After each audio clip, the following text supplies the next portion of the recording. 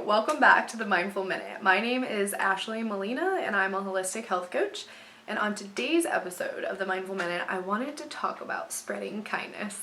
So if you're watching this in real time, it's about to be Christmas, and then after that we have this new year, and so we have a lot of possibilities in front of us and a lot of options of how we want to treat other people. And I want to remind you of what it means to be kind to other people. And if you're watching this video right now and you're about to turn it off because you're like, I'm already nice, I don't need to watch this, I challenge you to watch this video. Please follow along with me as I go over these 10 tips to spread kindness into the world in 2020. Okay, number 1, smile. It seems very simple, but people are like super surprised when you smile at them. But what that does is it shows people that you are trying to be nice and positive, and you're welcome and you're friendly, and who wants to go around seeing people look sad and depressed and angry all the time? Like, we need more smiles. And also, you look more attractive when you smile, so. Number 2, hold the door for other people. I see this all the time. People just let the door slam on other people, and then that person gets upset, and it's just a mess. So try to be thoughtful and slow down a little bit. We're all in such a rush and it's understandable, but just slow down a little bit and remember to hold the door for other people. That is an act of kindness that does not go unnoticed. Number 3 is listen to what people have to say without giving your story in return. So the act of listening is very important, and a lot of us, whenever we're hurt or we have something important on our minds, we just want to get it off of our chest. And we don't always want to hear the other person's story in response or advice or anything like that. We just want to be listened to. So try your best when you're listening to people tell you important things to just really listen and be understanding and not have a response. Number 4, stop getting so angry at people on the road. This is a huge one. I live in a big city, so I deal with this daily, and I'm super surprised at how many people let road rage like completely overtake them over just very simple things. Like, if someone cuts you off, it's okay. The world is not going to end, and you are still going to make it to your destination. If someone is very angry and spewing like negative energy at you from their car, you know what I'm talking about, people using a certain finger that's not very kind, you can just give them a peace sign and move on. Have some patience and a lot of grace when you're driving. There are a lot of people in a rush, and there's a lot going on in our world today, and a lot of people just take their anger that they're feeling day to day and take it out on people on the road. So just do your best to breathe, get through it, and give people a smile and a peace sign if they're not feeling it like you are. Number 5, treat service people like human beings. People like your barista, your servers, the cashier at Target.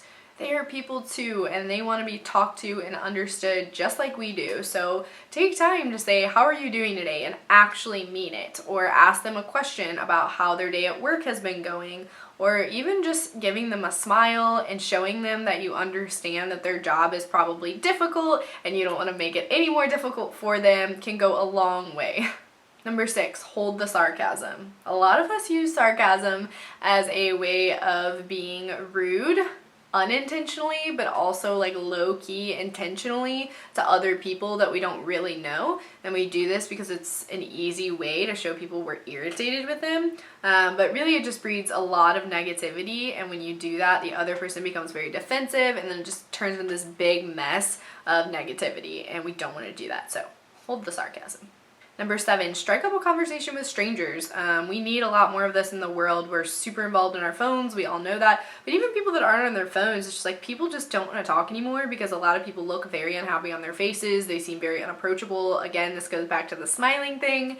And just creating a little bit of connection and conversation with people around you really breeds kindness and positivity, and it lets people know that we're all in this together. Number 8, buy someone a meal or groceries. So something that's really popular is going to coffee shops and paying for people's coffee when you're in line behind you, and I love that idea. I think it's great, but to take it a step further, I think it's also great to buy people's groceries. Obviously, we can't all afford someone's $100 grocery haul, but if someone has a few items in line, like, buy it for them. Just be like, hey, let me buy those for you. Or if you're out to dinner and you see a single parent or something like that, let their server know that you'll take care of their check. That's like a very kind thing for people, and it means more than you know to a lot of people out there. Number 9, stop judging people for their political and religious views. This is such a tricky one. It's very divisive. It always will be, I'm sure. But we really need to remember that just because we believe differently than other people doesn't mean that we have to be mean.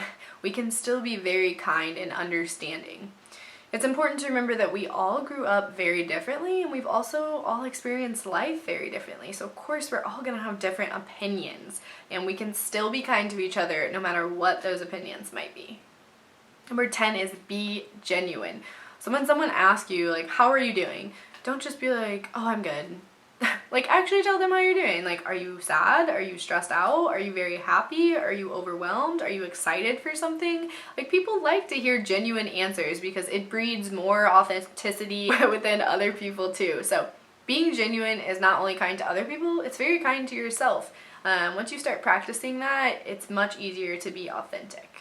So I hope you all have a great Christmas, and I hope this is a great refresher for you to be kind to other people. We all need kindness. We're all struggling, we're all stressed out, we're all very overwhelmed, and so please remember going into 2020 that kindness is one of the most important things that you can do.